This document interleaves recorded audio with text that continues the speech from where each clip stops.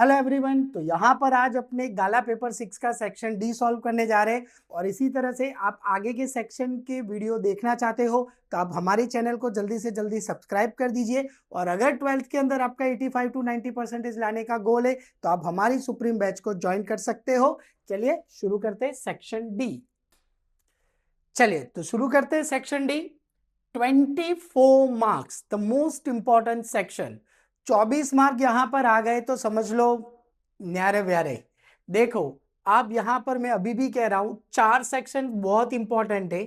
ए B D F. सोच लो क्यों। 20 mark, 10 mark, 24 mark, 20 mark, total कर दो 74 मार्क्स। 75% अप्रोक्सीमेटली आप ये 4 सेक्शन में से कवर कर सकते हो, बरोबर है। और ये 4 सेक्शन अगर आप परफेक्ट कर लेते हो तो सोच लो आप 90 अबाउ इजीली मार्क्स कवर कर सकते हो। चलिए तो आगे बढ़ते हैं जल्दी से जल्दी। देखते हैं सम नंबर 40।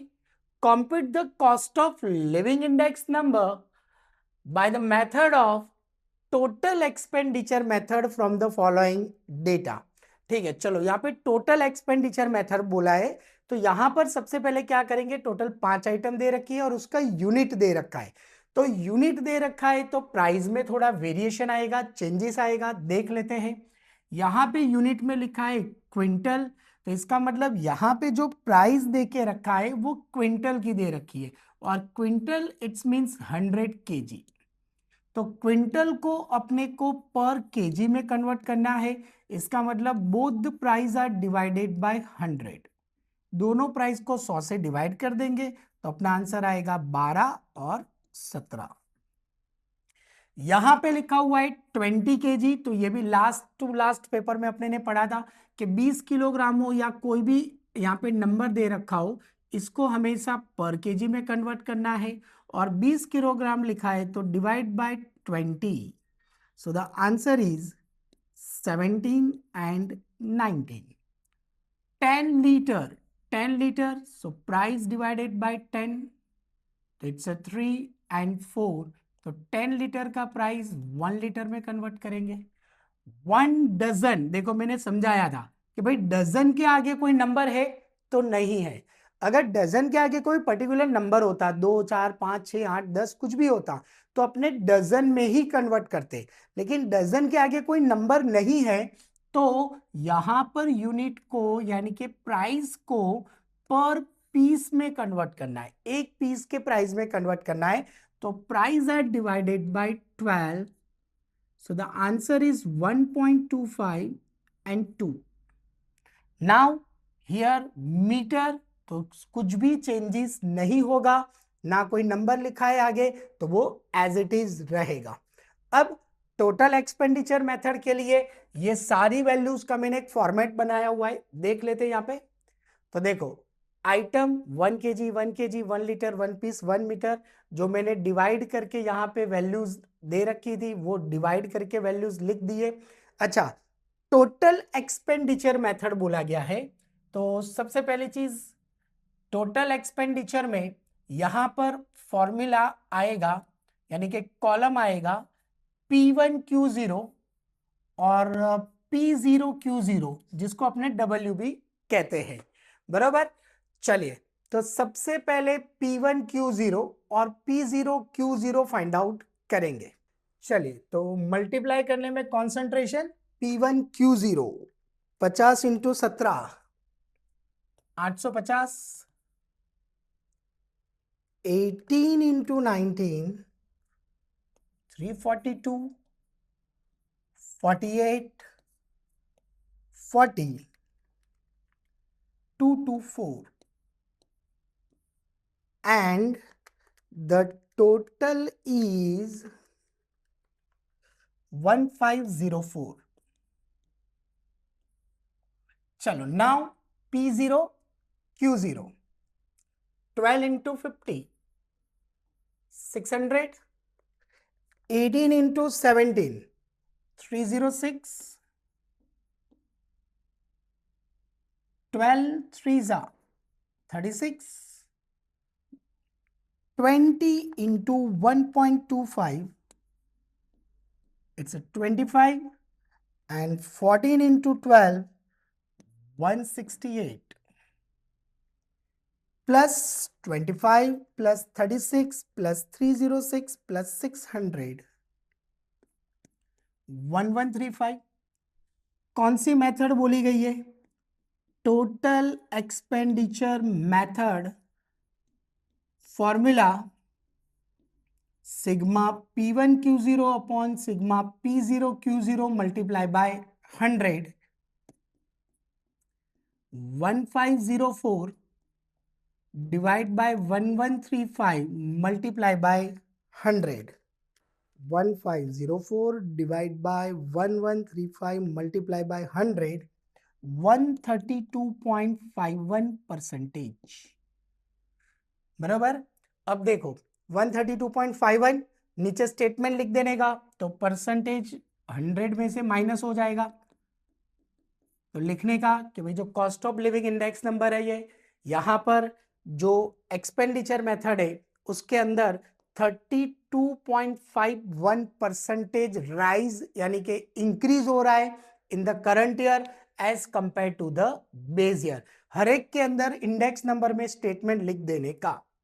चलिए now next 41, the price of 5 fuel related items in year 23-25 are follows. 2 साल की अपने को प्राइस दे के रखी है, तो 23 पास्ट ईयर है, it's a base year and it's a current year. तो जो बेस ईयर का प्राइस है इट्स अ P0 और जो करंट ईयर का प्राइस है इट्स कॉल्ड अ P1। और क्या फाइंड आउट करने के लिए बोला गया है? तो it's a general index number for 5 fuel items. 5 item का जनरल इंडेक्स नंबर ढूंढना है। तो सबसे पहले मैंने यहाँ पे वो आइटम्स और दोनों के प्राइस लिख दिए हैं, और उसके लिए पहले अपने को आई ढूंढना है। अच्छा, इन योर टेक्स्ट बुक, आपकी टेक्स्ट बुक में इतना ही लिखा है P1 अपॉन P0, और फिर उन्होंने नीचे यहाँ पे डिवाइड बाय n करके अलग से फिर वो मल्टीप्लाई बाय 100 करते हैं। तो आप यहाँ पर चाहो तो पहले डायरेक्ट इंटू 100 कर सकते हो, और फिर जब आप general index number find out करोगे तो जो सिग्मा आई का टोटल है वो n से डिवाइड कर सकते हो। चलिए, तो P1 upon P0 into 100, 3.5 divide by 3 into 100, 116.67, 370 divide by 345 into 100, 107.25, 1.5 divided by 1 into 100, it's a 150. 20 divided by 15 into 100, 133.33, और 15 by 12 into 100, 125. तो 125, 133.33 plus 150 plus 107.25 plus 116.67, and the total is 632.25, और डिवाइड बाय टोटल कितनी items है, तो जितनी भी items है उससे डिवाइड कर देना है। तो 1 2 3 4 5, तो divide by 5, so the answer is 126.45। तो ये आंसर आ गया जनरल इंडेक्स नंबर का। तो यहां पर भी अपने लिख सकते हैं कि भाई जनरल इंडेक्स नंबर 26.45 राइज हुआ है in comparison of current year compare to the base year. जो भी प्राइस इंक्रीज लिखते हैं अपने स्टेटमेंट, वही सेम स्टेटमेंट लिखना है। चलिए 42, the information of health index X and life expectancy Y is obtain for 10 people. 10 people है, तो n इक्वल टू 10, ये कंफर्म हो गया। अब this data rank to find the rank correlation coefficient and the sum of the square of the rank, ये ध्यान से सुनना है, was found to be 42.5. It's called a sigma d square equals to 42.5. It was observed that health index 70 was repeated 3 times and life expectancy 45 was repeated twice. Find the rank correlation coefficient using this information. तो यहां पर आपको sigma D square दे रखा है और ऐसा बोला गया है कि भाई दो observation 70 and 45 number of repeated observation, दो ऑब्जर्वेशन रिपीट हो रहे 70 and 45, number of times which is denoted by M. अच्छा कितनी बार रिपीट हो रहा है, तो जो 70 है repeated 3 times and 45 repeated twice, तो यहां पर सी एफ करेक्शन फैक्टर ढूंढना पड़ेगा, M cube minus M upon 12, तो एम की जगह पे 3 cube minus 3 upon 12, the answer is 2, and 2 cube minus 2 upon 12, the answer is 0.5. Therefore, the total of CF equal to 2.5. Now, repeat हो रहा है, तो रैंक कोरिलेशन का formula 1 minus 6 in a bracket sigma d square plus CF whole divide by n square minus 1. तो 1 minus 6 in a bracket 42.5 plus 2.5, n की value है 10, तो 10 100 minus 1, तो 1 माइनस दोनों को ऐड कर दो, तो 45 इंटू 6 270 डिवाइड बाय 990, तो 1 minus 270 divided by 990, it's a 0.27. So the answer is 0.73. Clear? तो इस तरह से रैंक कोरिलेशन का शॉर्ट सम भी एग्जाम में पूछा जाता है।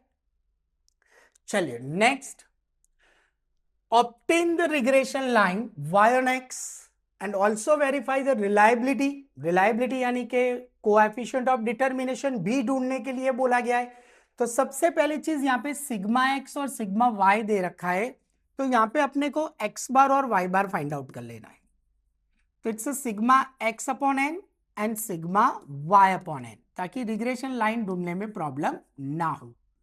तो 1020 डिवाइड बाई 6 और 990 divided by 6.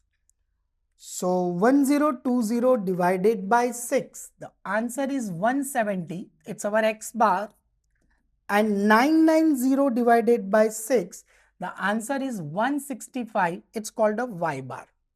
तो यहां पर आगे क्या लिखा हुआ है, सिग्मा x माइनस 170, और ये जो 170 है it's our x bar, it's means that this value it's also called sigma x minus 170 यानी कि x bar whole square, and this value it's called sigma y minus y bar whole square, and this value it's called sigma x minus x bar into y minus y bar.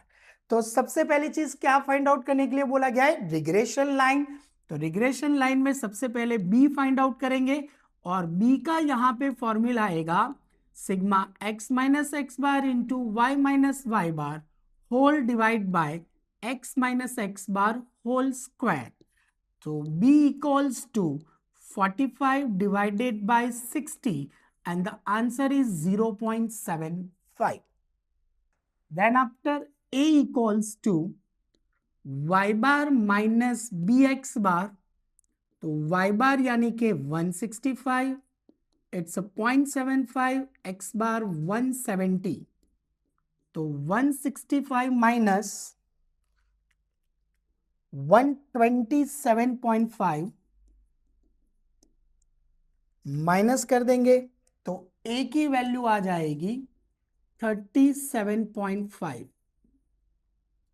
a आ गया, b आ गया, तो अपना regression line y cap equals to a plus B X, तो y cap equals to a 37.5 plus 0.75 x, तो ये अपना answer आ गया y cap regression line. Also verify the reliability. Reliability का मतलब होता है coefficient of determination, in short R square find out करना है। तो उसके लिए पहले आर ढूंढ लेंगे। तो आर का प्रोडक्ट मोमेंट मेथड का formula sigma X minus X bar into Y minus Y bar whole divide by sigma X minus X bar whole square into sigma y minus y bar whole square in a root. So answer is 45 divided by 60 in a root into 105. So 45 divided by 60 into 105, 6300 का root 79.37। तो 45 divided by 79.37, it's 0.57। Therefore, r square equal to 0.57 का square 0.3249। तो ये अपना answer हुआ। Regression model reliability जो verify करने के लिए बोला था, it's called coefficient of determination. चलिए नेक्स्ट आगे बढ़ते। 44 state the utility of regression. Regression का यूटिलिटी कहाँ यूज होता है? तो ये ऑलरेडी लास्ट पेपर में आ चुका है, पेपर नंबर 5 में। तो we can determine the functional यानी कि मैथमेटिकल रिलेशनशिप ढूंढ सकते हैं दो कोरिलेटेड वेरिएबल के बीच में, और यहां पर अपने एरर को भी एस्टिमेट कर सकते हैं। तो ये रिग्रेशन की यूटिलिटी है जो ऑलरेडी अपने ने पेपर 5 में पढ़ा हुआ है। चलिए now next 45 linear equation. Linear यानी टाइम सीरीज। एन दे रखा है 4, तो जैसे ही एन दे रखा हो टी लिख देने का 1 2 3 4, total is 10, it's called sigma T. और बाजू में ही टी स्क्वायर ढूंढ लेने का 14916 and the total is 30, it's called sigma T square. चलिए तो खाली इक्वेशन ढूंढना है, कुछ एस्टिमेट करने के लिए नहीं बोला गया है। तो सबसे पहले B N sigma T Y minus sigma T into sigma Y N sigma T square minus sigma T the whole square. N यानी 4, T Y 734 minus sigma T 10, sigma Y 270। 4 into 30 minus 10 whole square, 734 into 4, 2936 minus 2700, 120 minus 100, 236 divided by 20. Answer is 11.8. Now A equals to y bar minus bt bar। y bar 270 divide by 4, मैं direct कर रहा हूं यहां पे, 270 divide by 4 it's 67.5 minus b 11.8 और t bar it's 2.5। तो 11.8 into 2.5 29.5, answer is 38। तो y cap equal to a plus B T. तो y cap equals to 38 plus 11.8 t, it's a linear equation.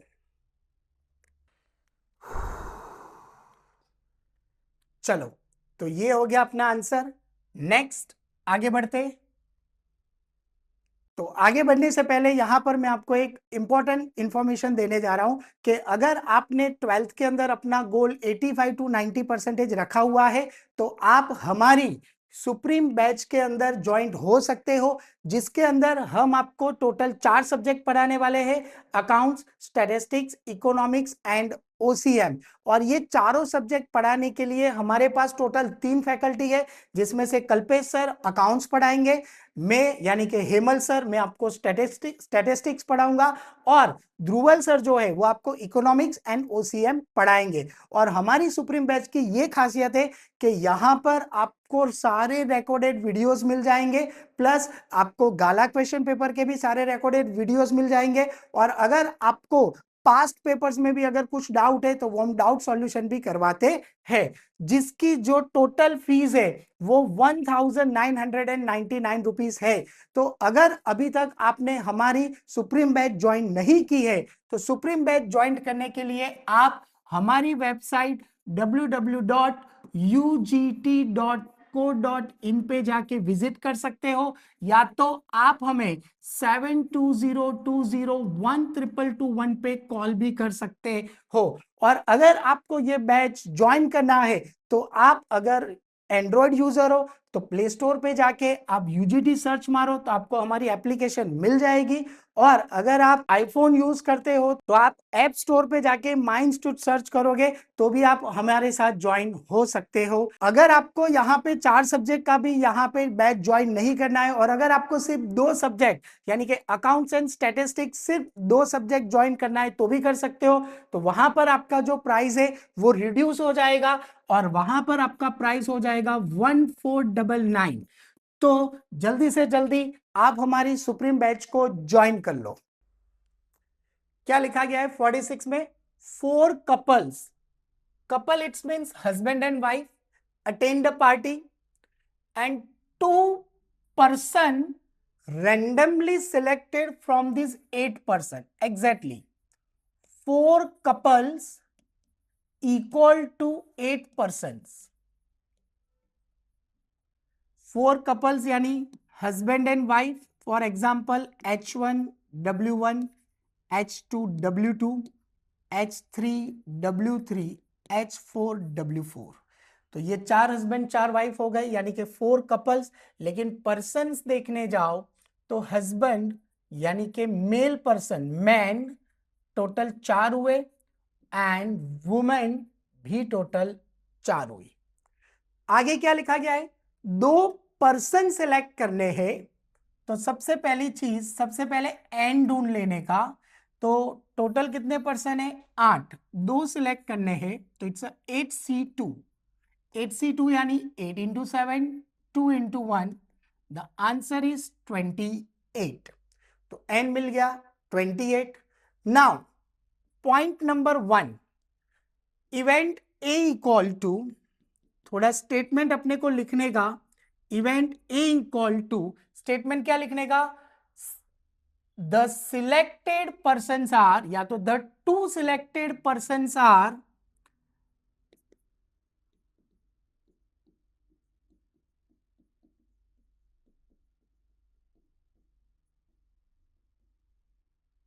Husband and wife. आपको थोड़ा बहुत statement probability में लिखना पड़ेगा।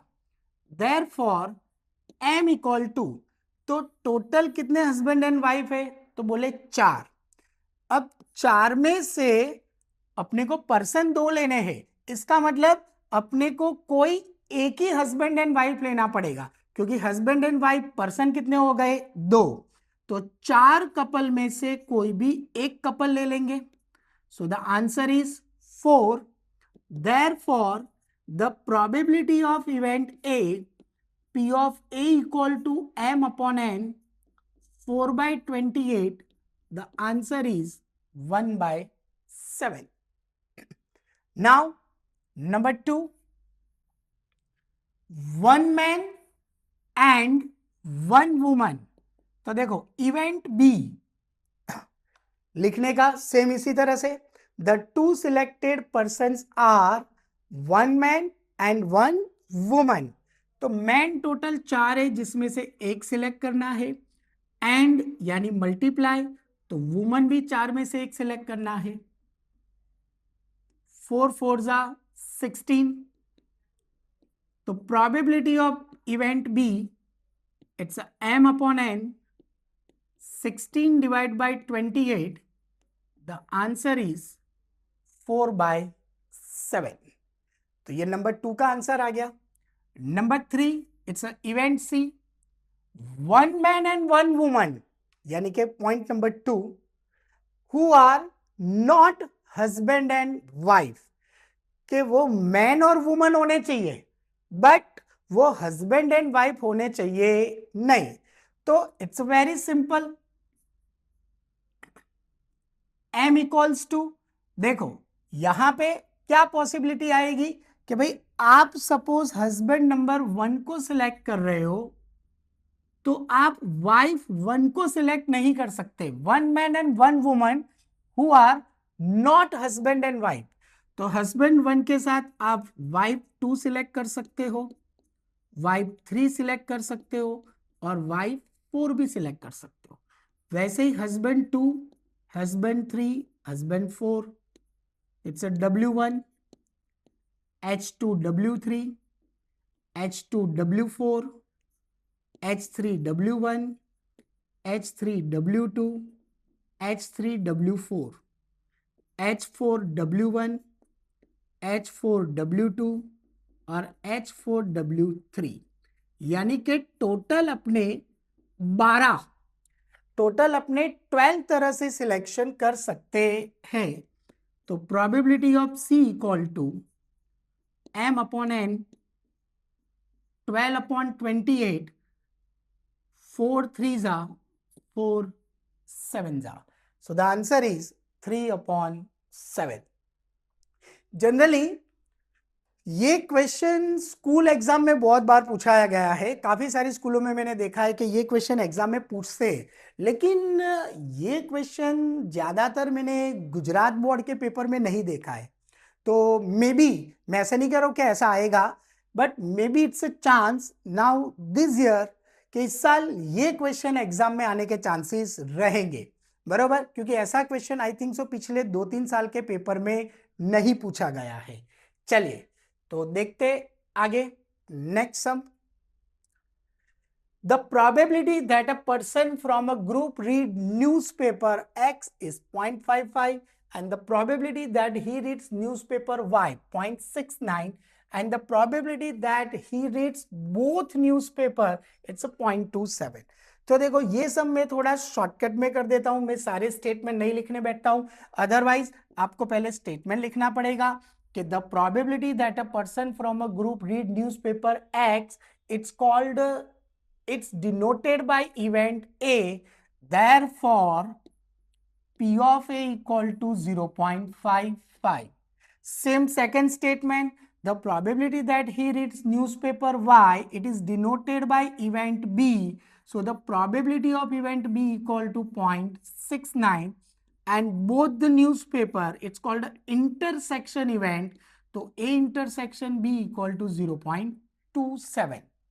Now पहला क्वेश्चन क्या बोला गया है, एटलीस्ट 1, तो एटलीस्ट 1 का मतलब क्या होता है, ए यूनियन बी। तो ए यूनियन बी का formula P of A plus P of B minus A intersection B. चलो P of A 0.55 plus 0.69 minus 0.27,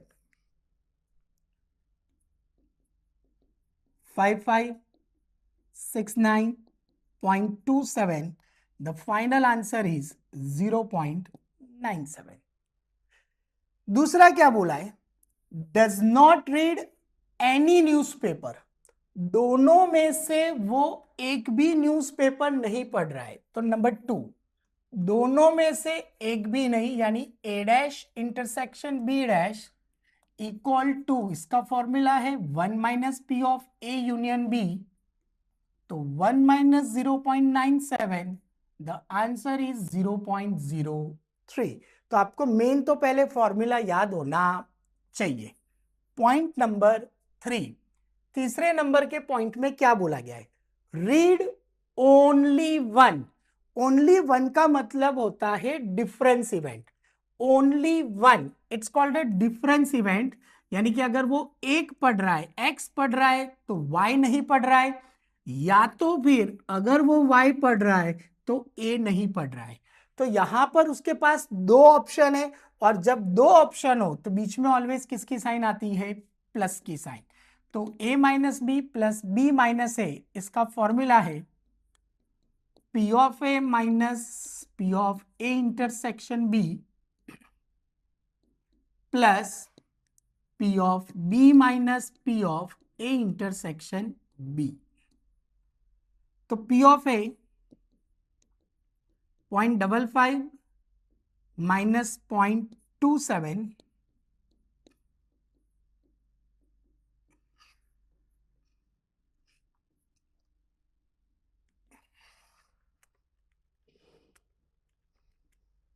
0.28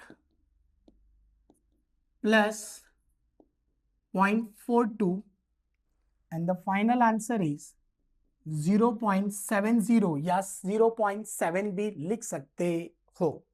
clear?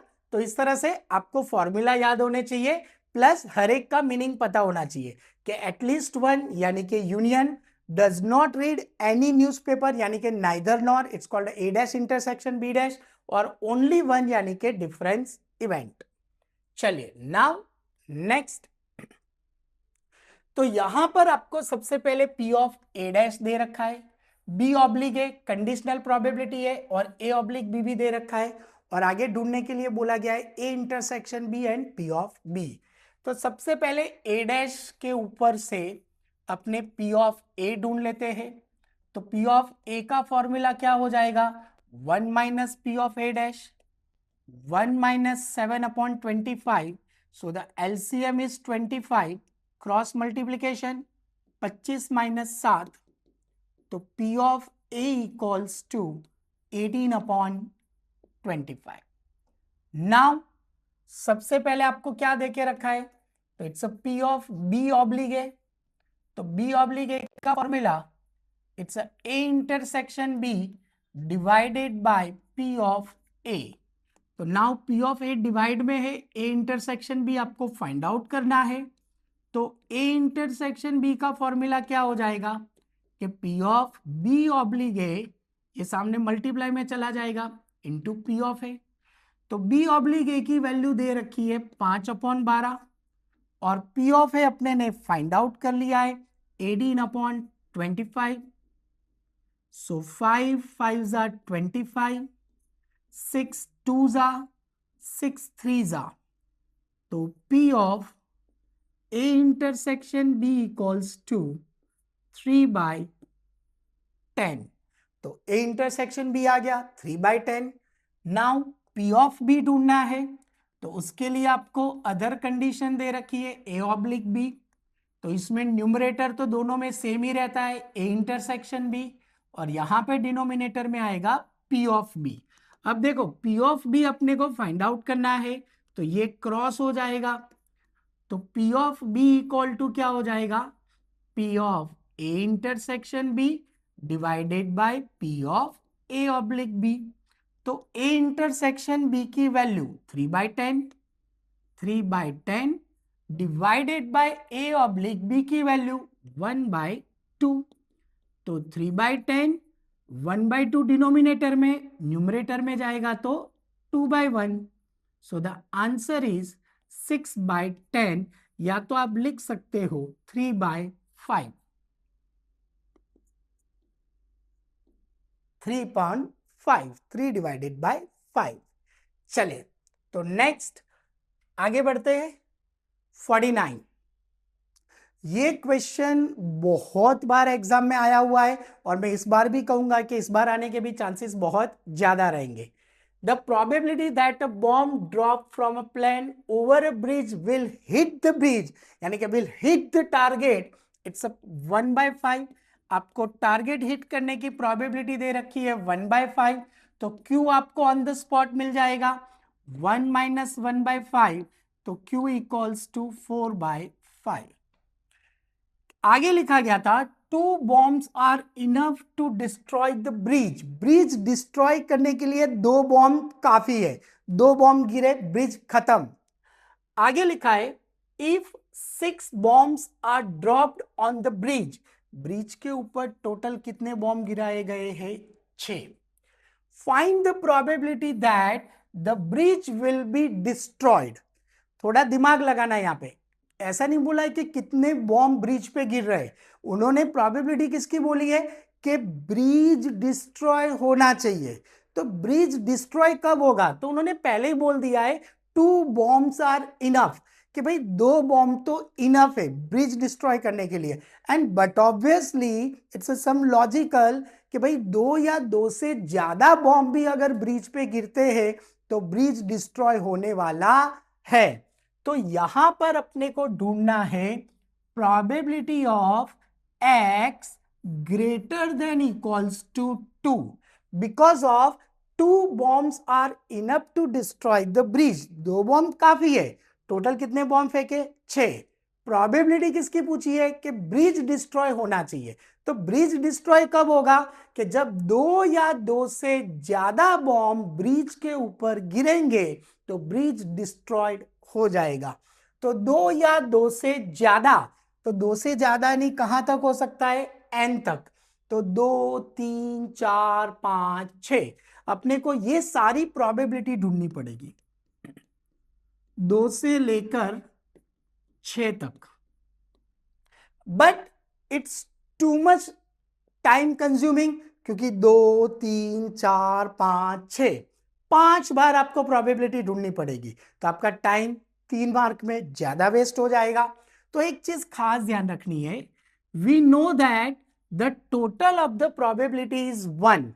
Probability का टोटल क्या होता है? 1 होता है। और यहां पर सिंबल लिखा हुआ है ग्रेटर देन इक्वल टू। तो ये आपको याद रखना है कि ग्रेटर देन इक्वल टू का ऑपोजिट लेस देन होता है।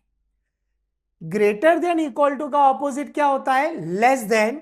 तो 1 में से इसकी ऑपोजिट प्रोबेबिलिटी माइनस कर देने की, तो 1 minus P of x less than 2, यानी कि 2 से कम। तो 2 से कम सिर्फ 2 ही नंबर आएंगे। कौन से 2 नंबर आएंगे? 0 एंड 1, क्योंकि नेगेटिव तो हो सकता है ही नहीं। -1 बॉम्ब फेंका? नहीं, नहीं फेंका, ऐसा हो सकता है, पर माइनस में कभी होता नहीं है। तो लेस देन 2 सिर्फ 2 नंबर 0 एंड 1। तो यहां पे ये 2 नंबर की अपने प्रोबेबिलिटी ढूंढेंगे। तो P ऑफ x का formula NCx into P raise to X into Q raise to n minus X. तो एक बार x की जगह पे 0 रख देंगे और एक बार वहां पे 1 रख देंगे। तो इट्स 6C0 6C1। p की value 1/5 raise to 0 1/5 raise to 1। q की value 4/5 n minus X 6 minus 0 6 4/5 6 minus 1 5। चलो any combination 0, answer is 1। Any digit raise to 0, answer is 1। 4 raise to 6 4096 divided bye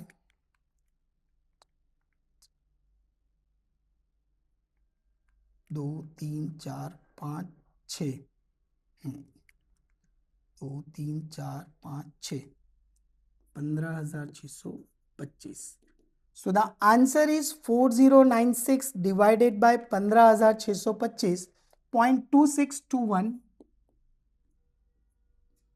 चलो वैसे इसका निकाल देते। 616 1/5 4 raised to 5, it's a 1024 and 3125।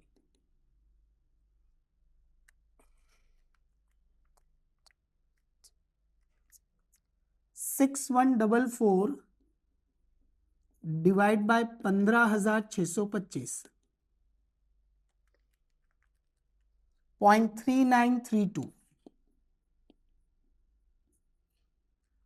Therefore, final answer x greater than equal to 2 equal to 1 minus P0, it's a 0.2621 plus P1 0.3932, तो दोनों का total करके 1 में से माइनस कर देंगे, 0.3932 प्लस 0.2621 0.6553 और 1 में से माइनस करेंगे, सो द आंसर इज 0.3447। तो ये खास ध्यान रखना है कि ये सम एग्जाम के लिए बहुत इंपॉर्टेंट है। हाँ, अगर आप चाहो तो 2, 3, 4, 5, 6 सबकी इंडिविजुअल प्रोबेबिलिटी ढूंढ के सबको ऐड भी कर सकते हो, लेकिन it's too much time taken, बहुत ज्यादा टाइम चला जाएगा। इसलिए आपको ये चीज याद रखनी है जो मैंने यहां पे लिखा है। चलिए नेक्स्ट 50। द प्रोबेबिलिटी डिस्ट्रीब्यूशन आपको दे रखा है और यहाँ पे एक्सपेक्टेड मंथली डिमांड और वेरिएंस ढूंढने के लिए बोला है। तो it's very simple, demand of laptop it's called X या X I and probability it's called P of X या पी ऑफ एक्सआई। तो चलिए टेबल इसका बनाया हुआ है मैंने पीछे, 1 2 3 4 5 6 प्रोबेबिलिटी, तो इट्स कॉल्ड एक्स या एक्सआई और प्रोबेबिलिटी यानी पी ऑफ एक्स या पी ऑफ एक्सआई। तो यहां पर दो कॉलम क्रिएट होंगे, पहला column XI into P of XI, क्योंकि एक्सपेक्टेड पूछा है।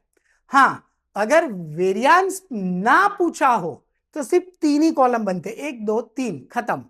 लेकिन यहां पे वेरिएंस पूछा गया है तो ये कॉलम भी प्रिपेयर करना पड़ेगा, X I square into P of X I, बरोबर। क्योंकि एक्सपेक्टेड यानी कि ई ऑफ एक्स जिसका फॉर्मूला है sigma X I into P of X I और वेरिएंस का फॉर्मूला है E of X square minus E of X whole square. तो ई ऑफ एक्स तो मिल जाएगा, लेकिन अपने को यहां पे क्या ढूंढना पड़ेगा, ई ऑफ एक्स स्क्वायर जिसका फॉर्मूला है sigma X I square into P of X I. That's the reason second column ढूंढना पड़ेगा। और यहां पे प्रोबेबिलिटी का टोटल ऑलवेज 1 होता है, वो टोटल 1 ही हो रहा है, चेक कर लेने का। तो it's multiply XI into P of XI, 0.1 0.3 0.6 1 0.9 0.72। चलिए टोटल कर देते हैं, 0.1 0.3 0.6 प्लस 1 0.9 प्लस 0.72, तो इट्स 3.62। तो ये तुम्हारा मीन आ गया, expected value 3.62। Now XI square कैसे ढूंढेंगे, तो एक्सआई का मल्टीप्लीकेशन ये पूरे कॉलम के साथ, 0.1 इंटू 1 0.1, 3 2 जा 6, 6 3 जा 18, 1 4 जा 4, 9 5 जा,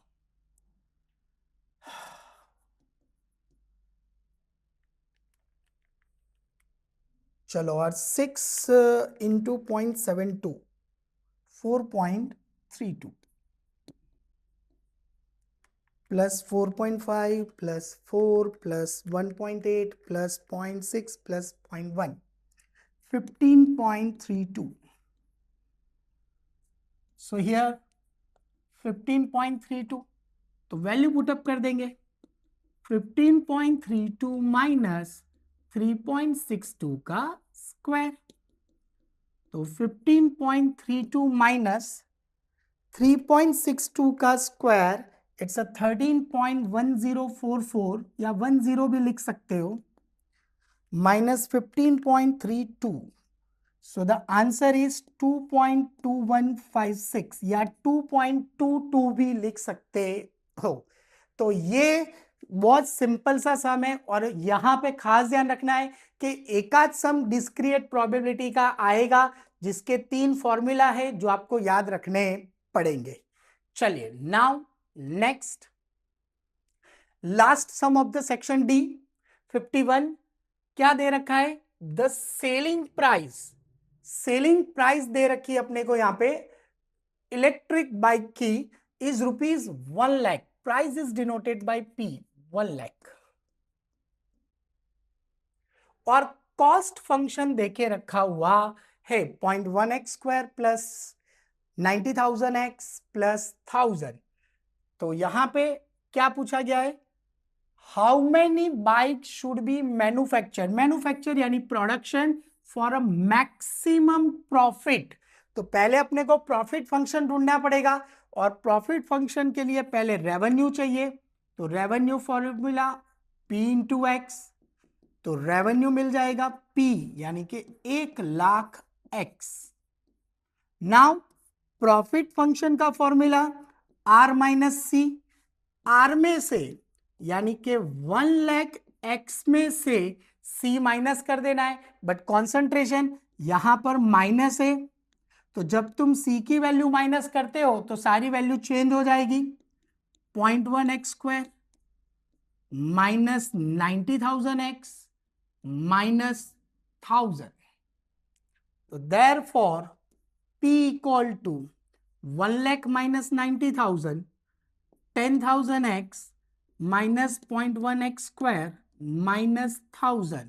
तो ये प्रॉफिट फंक्शन आ गया। नाउ मैक्सिमम वर्ड यूज हुआ है, तो अपने को 5 स्टेप, लेकिन प्रोडक्शन पूछा है तो सिर्फ 4 स्टेप सॉल्व करने हैं। तो पहला स्टेप dp अपॉन dx, तो 10,000 x का डिफरेंशिएशन 10,000 माइनस 0.1 एक्स स्क्वायर, तो इट्स 0.2 एक्स, और 1000 का 0। Second step differentiation equals to 0, तो 10,000 माइनस सामने जाएगा तो प्लस, तो 10,000 divided by 0.2 equal to X, तो x equal to 50,000 units. 10,000 divided by 0.2 50,000। Third step double differentiation, so 10,000 का 0 माइनस 0.2 एक्स का 0.2, so the answer is minus 0.2। Fourth step x की value यहां पे पुटअप करनी होती है, बट यहां पे तो x है ही नहीं, but we can see that this value is less than 0। Double derivative 0 से कम आ रहा है, तो 0 से कम आ रहा है तो यहां पे ब्रैकेट में अपने क्या लिख देंगे, मैक्सिमम, और नीचे स्टेटमेंट लिखने का 50,000 units manufactured for maximum profit.